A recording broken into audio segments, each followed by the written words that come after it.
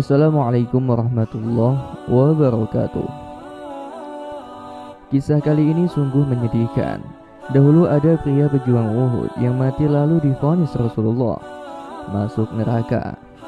Padahal berjihad fisabilillah adalah sebuah ibadah yang besar sekali pahalanya.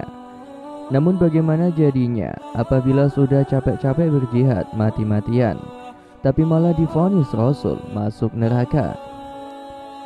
Vonis ini tentu membuat kita heran. Pasalnya seorang mujahid sudah rela kehilangan keringat, darah, harta bahkan nyawanya. Bagi pejuang yang masih hidup bahkan harus menanggung luka dan cacat fisik yang menyakitkan. Dahulu kala kaum muslimin pernah terkagum atas perjuangan seorang pria bernama Kusman. Ia jago berperang dan bidikan pedangnya jarang yang meleset. Sulit sekali Kusman untuk dikalahkan. Keahliannya dalam berperang dan menumpas orang-orang kafir. Banyak orang yang menyangka bahwa ia adalah seorang ahli surga. Namun Rasulullah SAW berbeda pandangan. Beliau bersabda bahwa Kusman adalah salah satu dari penduduk neraka. Hal ini tentu saja membuat kaum muslimin bingung atas vonis tersebut. Di saat tibanya perang Uhud, Kusman turut ikut berjuang bersama kaum muslimin. Tetapi sebenarnya awalnya ia enggan ikut perang sebab tersinggung dengan sabda Nabi yang memvonis bahwa dirinya ahli neraka. Kusman memilih untuk berdiam diri di rumah. Lalu datanglah wanita Bani Zafar dan membuli Kusman bahwa ia seperti wanita karena tak ikut berperang. Sungguh memalukan apabila seorang pria tidak ikut perang dan suka mager. Karena terus-terusan dikejar dan dibuli, akhirnya Kusman merasa malu campur marah. Kusman kemudian masuk rumah untuk mengambil peralatan perang. Ia ambil tombak, perisai dan pedangnya. Setelah itu, keluarlah ia dari rumah. Dengan menaiki hewan kendaraannya, kemudian berangkat ia ke Uhud untuk ikut berperang bersama pasukan kaum muslimin. Setelah sampai di tempat perkumpulan kaum muslim, Kusman hadir sebagai sosok mujahid yang siap bertempur. Keahliannya dalam tombak menombak tentu saja menjadikannya sosok pejuang Islam yang sangat ditakuti musuh. Dalam perang Uhud, Kusman bertarung dengan ganasnya. Ia sabetkan pedangnya dan melemparkan tombaknya ke arah pasukan kafir. Setiap senjata yang ia tebas jarang sekali yang meleset. Banyak sekali kaum kafir Quraisy yang berhasil dibabat pedang Kusman.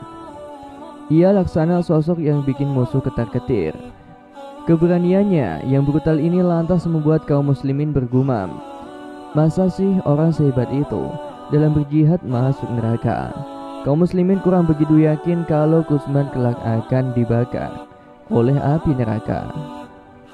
Ketika kaum muslimin menang di perang Uhud, Kusman tetap terus membabat orang-orang kafir dikala pasukan pemanah asyik mengais harta rampasan.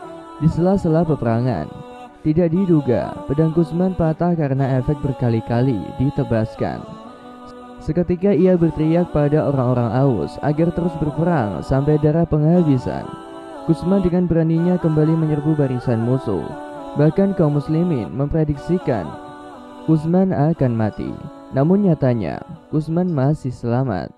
Dalam peperangan itu, Kusman juga berhasil membunuh Khalid al-Alam Al-Uqaili yang menyuruh untuk menawan Nabi Muhammad. Kusman banyak menghabisi pasukan kafir Quraisy, namun ia mengalami banyak sekali sayatan luka yang cukup parah. Dalam kondisi memprihatinkan itu, Kusman sempat bertemu dengan Qatadah bin Al-Nu'man. Qatadah lalu mengucapkan selamat pada Kusman karena ia berhasil memperoleh kesyahidan. Namun Kusman membantah dan menyatakan bahwa tujuan ia berperang bukanlah untuk membela agama. Ia berjuang hanya untuk urusan dirinya dan membela kaum Madinah. Kondisi tubuh Kusman kian parah sekali. Luka-luka bekas perang banyak mengalirkan darah ke sekujur tubuhnya. Tubuhnya terlihat lemas dan kesakitan hebat. Ia merasa tak tahan hidup dalam kesakitan. Untuk mengakhiri rasa sakit itu, Kusman kemudian melakukan aksi bunuh diri dengan cara menancapkan benda tajam ke arah tubuhnya. Hingga akhirnya ia pun mati secara mengenaskan. Na'udzubillahi min dzalik. Sungguh tepat sabda Nabi Muhammad SAW bahwa ada sesuatu hal yang menjadikan Kusman sebagai ahli neraka, yaitu sebab tujuan jihadnya bukanlah untuk kepentingan agama, tapi hanya untuk membela dirinya dan kaumnya. Selain itu, kematian Kusman bukanlah kematian dalam kondisi syahid, melainkan ia mati sebab bunuh dirinya sendiri. Jadi jelas, inilah sebabnya Kusman divonis ahli neraka. Jadi bisa kita simpulkan bahwa suatu amal kebaikan belum tentu didasari dengan niat yang baik. Bunuh diri adalah sebuah perbuatan dosa besar. Bahkan membunuh diri sendiri dosanya lebih besar daripada membunuh orang lain. Hal ini sebagaimana keterangan yang terdapat dalam kitab Al-Mawsu'atul Fiqhiyah Al-Kuwaitiyah. Sungguh, orang yang melakukan bunuh diri dosanya lebih besar dibandingkan orang yang membunuh orang lain. Selain itu, azab orang bunuh diri besar sekali dan sungguh mengerikan. Rasulullah SAW bersabda, barang siapa yang bunuh diri dengan besi, maka besi yang tergenggam di tangannya akan selalu ia arahkan untuk menikam perutnya dalam neraka jahanam secara terus-menerus, dan ia kekal di dalamnya. Barang siapa yang bunuh diri dengan cara meminum racun, maka ia akan selalu menghirupnya di neraka jahanam, dan ia kekal di dalamnya. Dan barang siapa yang bunuh diri dengan cara terjun dari atas gunung, maka ia akan selalu terjun ke neraka jahanam dan dia kekal di dalamnya. Hadis riwayat Muslim. Orang yang melakukan aksi bunuh diri akan kekal hidup di neraka.